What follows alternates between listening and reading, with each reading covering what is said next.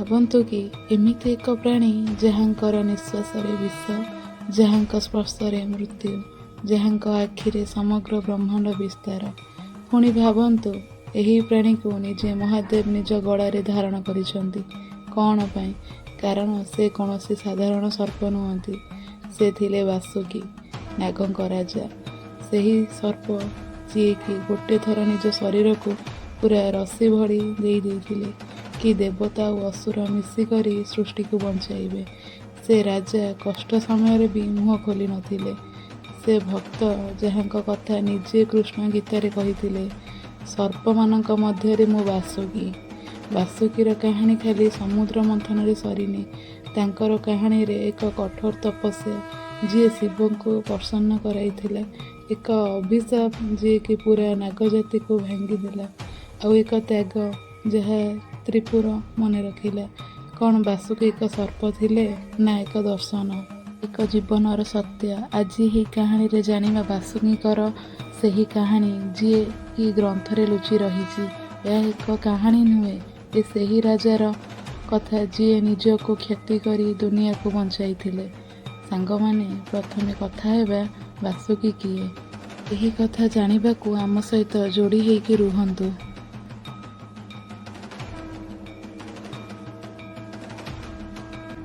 ଆମ ପୁରାଣରେ ମହାଭାରତ, ବିଷ୍ଣୁ ପୁରାଣ, ଶିବ ପୁରାଣ ଆଉ ଭଗବତ ପୁରାଣରେ ବାସୁକିଙ୍କ ଉଲ୍ଲେଖ ବହୁତ ଆଦର ଆଉ ଶ୍ରଦ୍ଧାର ସହ ବର୍ଣ୍ଣନା କରାଯାଇଛି। ବାସୁକି ମହର୍ଷି କଶ୍ୟପ ଆଉ ତାଙ୍କ ପତ୍ନୀ କଦ୍ରୁ ମାତାଙ୍କ ପୁତ୍ର ଥିଲେ। କଦ୍ରୁଙ୍କୁ ସର୍ପମାନଙ୍କ ମାତା କୁହାଯାଏ। ତାଙ୍କ ଗର୍ଭରୁ 1000 ନାଗ ଜନ୍ମ ନେଇଥିଲେ। ଶେଷନାଗ, ବାସୁକି, ଦକ୍ଷକ, କୈକଟ, ପଦ୍ମ ଆହୁରି ବହୁତ। ଏମାନଙ୍କ ମଧ୍ୟରୁ ବାସୁକି ଅଲଗା ଥିଲେ। ଆପଣ ଶେଷନାଗର ନାମ ଜାଣିଥିବେ। ଶେଷନାଗ ଯାହାଙ୍କ ଉପରେ ଭଗବାନ ବିଷ୍ଣୁ ଶୟନ କରନ୍ତି, ଯାହାଙ୍କ ଫେଣାରେ ପୃଥିବୀ ଅଛି। ଶେଷନାଗ ଜ୍ୟେଷ୍ଠ ଥିଲେ, ସବୁଠାରୁ ବଡ଼। କିନ୍ତୁ ବାସୁକି ନାଗରାଜ ଥିଲେ। ସେ ଯେଉଁ କାମ କରୁଥିଲେ ସେହି କାମ ନା ଶେଷନାଗ କରିଥିଲେ ନା ଆଉ କିଏ। ଶେଷନାଗ ଶକ୍ତିର ପ୍ରତୀକ ଥିଲେ ଆଉ ବାସୁକି ତ୍ୟାଗ ଓ ଭକ୍ତିର। ଶେଷନାଗ ବିଷ୍ଣୁଙ୍କ ସେବାରେ ଆଉ ବାସୁକି ଶିବଙ୍କ ଗଳାରେ। ଦୁଇ ଜଣ ମହାନ, କିନ୍ତୁ ଦୁଇ ଜଣଙ୍କ ରାସ୍ତା ଅଲଗା, ଦୁଇ ଜଣଙ୍କ କାହାଣୀ ଅଲଗା। ବାସୁକିଙ୍କ କଥା ଗ୍ରନ୍ଥରେ କୁହାଯାଇଛି କି ତାଙ୍କ ପାଖରେ ଏକ ଅଦ୍ଭୁତ ନାଗମଣି ଥିଲା, ଯାହା ତାଙ୍କ ମସ୍ତକରେ ଚମକୁଥିଲା। ଏହି ମଣି ଏତେ ଆଲୋକିତ କି ଅନ୍ଧାରରେ ପୁରା ନାଗଲୋକ ଚମକୁଥିଲା। ତାଙ୍କୁ 9 ଫେଣା ନାଗ କୁହାଯାଏ।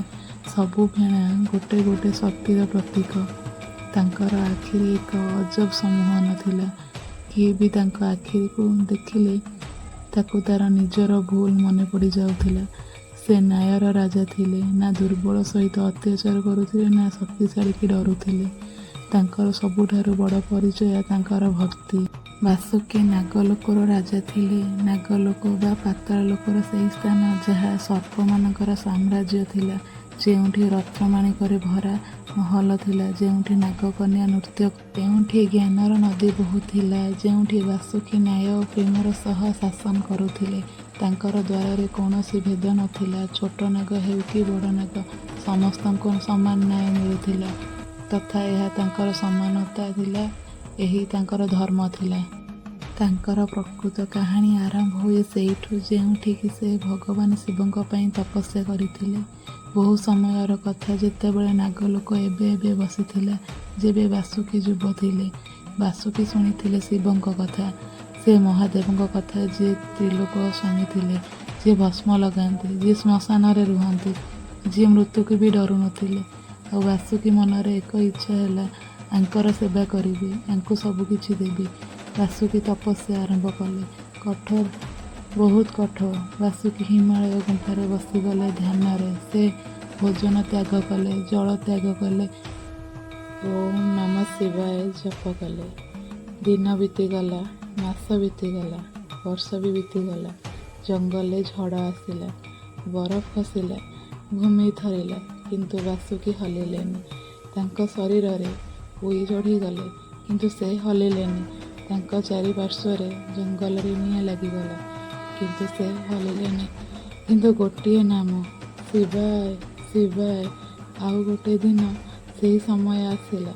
ଭୂମି ଥରିଲା, ଆକାଶ ଗର୍ଜିଲା ଆଉ ବାସୁକୀଙ୍କ ସାମ୍ନାରେ ପ୍ରକଟ ହେଲେ ଭଗବାନ ଶିବ।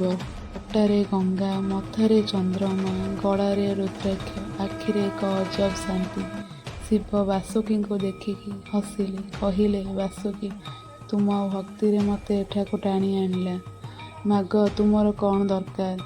ବାସୁକୀ ଆଖି ଖୋଲିଲେ, ଶିବଙ୍କୁ ଦେଖିଲେ ଆଉ କହିଲେ, ପ୍ରଭୁ, ମୋତେ କିଛି ଦରକାର ନାହିଁ, କିନ୍ତୁ ମୋତେ ଏତିକି ଦରକାର କି ମୁଁ ସବୁବେଳେ ଆପଣଙ୍କ ପାଖରେ ରହିବି ଆଉ ସେବା କରିବି। ଶିବ କିଛି ସମୟ ପାଇଁ ଚୁପ୍ ରହିଲେ, ପୁଣି କହିଲେ, ତଥାସ୍ତୁ, ଆଜିଠୁ ତୁମେ ମୋର ଗଳାର ଆଭୂଷଣ ହେବ। ସାଙ୍ଗମାନେ, ଭାବନ୍ତୁ ଏହି ସମୟକୁ, ଯେଉଁ ଭଗବାନ ତିନି ଲୋକର ସ୍ୱାମୀ ଅଟନ୍ତି, ଯାହାଙ୍କ ପାଖରେ ଦେବାକୁ ସବୁ କିଛି ଥିଲା, ଧନ, ଶକ୍ତି, ଅମରତା, ବାସୁକୀ ମାଗିଲେ କ'ଣ? ବାସ୍ ସେବାର ଅଧିକାର। ଏହା ସଚ୍ଚା ଭକ୍ତି ଅଟେ। ଯିଏ ମାଗନ୍ତିନି, ଯିଏ ଦିଅନ୍ତି। ଶିବ ବି ଏହାକୁ ବୁଝିଲେ। ଏଥିପାଇଁ ବାସୁକୀକୁ ଏକ ଏମିତି ସ୍ଥାନ ଦେଲେ, ଯାହାକି କୌଣସି ଦେବତାକୁ ମିଳିନଥିଲା ନିଜ ଗଳାରେ। ଆଜି ବି ଆପଣ ଯେତେବେଳେ ଶିବଙ୍କ ଫଟୋ ଦେଖିବେ, ତାଙ୍କ ଗଳାରେ ଥିବେ ନାଗ ବାସୁକୀ ଅଟନ୍ତି। ବାସୁକୀଙ୍କ କାହାଣୀ ଏଇଠି ସରିଯାଇନି। ଆସିବାକୁ ଯାଉଥିଲା ସେହି ଦିନ, ଯେଉଁଦିନ କି ବାସୁକୀଙ୍କ ଅସଲ ପରୀକ୍ଷାର ଦିନ ଥିଲା। ସେହି ଦିନ ଯାହା ବାସୁକୀଙ୍କ ଜୀବନରେ ବିପଦରେ ଥିଲା, ଯାହାକି ତାଙ୍କୁ ଏମିତି ଏକ କାମ ପାଇଁ ହଁ କରିବାକୁ ଥିଲା, ଯାହାର